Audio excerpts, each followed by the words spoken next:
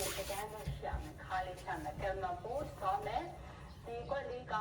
ခါနာဝေဒနာတွေကိုတတ်တာစီတယ်ကျုံးမှုကိုတက်တောင်းတက်တာဖြစ်စေပြီးတော့ကိုယုံကြည်မှုပို့ပြီးတော့ရှိစေတယ်စိတ်သက်သာနေတဲ့အချိန်ဒါလေးလေ့ကျင့်ပေးပါ depression ဝင်နေတဲ့အချိန်မှာဒါလေးလေ့ကျင့်ပေးပါစိတ်ကိုတက်ကြွစေနော်ဒီလေးကဒီလိုခါနောက်မှာထောက်မယ်ပခုံးနောက်ကိုပို့မယ်ပြန်တက်ဖို့ရှုပြီးစီးခေါ်ရှေ့တွန်းရှုထောက်ရောဥကောင်းလေးမော့ 5 4 3 2 1ဥကောင်းအရင်ရှော့ပါခါရှော့ပါဥကောင်းအရင်ရှော့ပါခါရှော့ပါနောက်တစ်ချိန်ပြန်ပြီးတော့စူးစမ်းကြည့်ပါမယ်လက်လေးနောက်မှာပြန်ထားမယ်ပခုံးနောက်ကိုရင်ဘတ်ကိုဖွင့်ထားရှူတွင်းနဲ့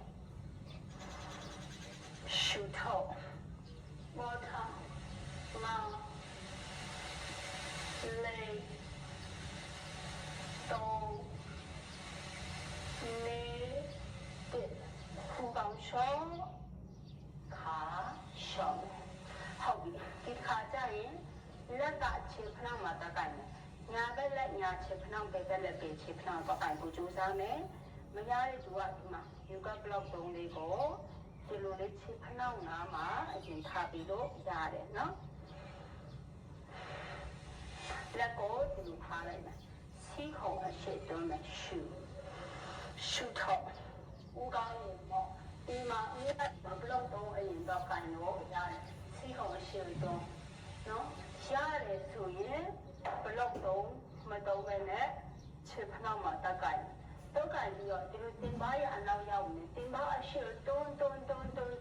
ရင်ဘတ်ဦးကောင်းပေါ့မာလေတော့လေလက်ထပ်ခေါင်းလာရင်ထောက်လာဦးကောင်းရင်ရှော့ဖြည်းဖြည်းချင်းလျှော့လိုက်မယ်ဟုတ်ပြီဒီမှာ time pose လေးနဲ့အနားယူလိုက်ပါ